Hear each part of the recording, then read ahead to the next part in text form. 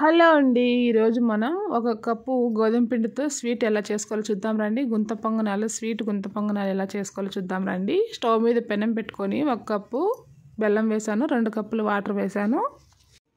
అందులోనే పాకం ఏం అవసరం లేదు, బెల్లం అంతా కరిగిపోతే సరిపోతుంది. అందులోనే ఇప్పుడు 2 యాలకులు కూడా దంచి వేసాను. చూడండి, పాకం అవసరం లేదు, బెల్లం అంతా కరిగే వరకు ఇలా కరిగించుకుంటే సరిపోతుంది. ఇప్పుడు మరొక బౌల్లోకి ఇలా అయిన తర్వాత బెల్లం అంతా కరిగిపోయిన తర్వాత మరో బౌల్లోకి వడపోసుకోవాలి.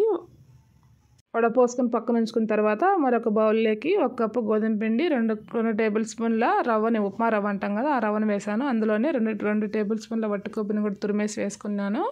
కొంచెం చిటికెడు సాల్ట్ వేసి ఇప్పుడు వడపోసుకున్న బెల్లం వాటర్ని మొత్తం కొంచెం కొంచెంగా వేసుకుంటూ కలుపుకోవాలి. మనకి ఎంత కావాలంటే అంత పోసుకుంటూ ఇలా కలుపుకోవాలి.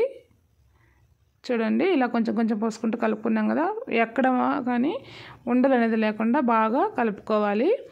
ఇలా కలుపుకున్న తర్వాత లాస్ట్లో కొంచెము చిటికెడు వంట సోడా వేసాను. ఇష్టం ఉంచే వేసుకోవచ్చు, లేకపోతే ఏం అవసరం లేదు. నేనైతే కొంచెం వేసాను. వేసి బాగా కలుపుకున్న తర్వాత చూడండి, ఇలా బాగా కలుపుకోవాలి. ప్లీజ్ లైక్ చేయండి, సబ్స్క్రైబ్ చేసుకోండి. చూడండి, ఇలా లైన్స్ పడాలి, ఇలా అంటే కరెక్ట్గా ఉన్నట్లు. ఇప్పుడు మూత పెట్టేసి పక్కన ఉంచుకుందాం 5 మినిట్స్ పాటు. 5 మినిట్స్ తర్వాత చూడండి, పిండిని మళ్ళీ ఒకసారి బాగా ఇలా కలుపుకొని స్టవ్ మీద పెనం పెట్టుకొని, పొంగనాల పెనం పెట్టుకొని కొంచెం కొంచెం ఇలా గుంతల్లో ఆయిల్ వేసుకోవాలి. ఆయిల్ వేసుకున్న తర్వాత నువ్వులు కూడా వేసుకోవాలి.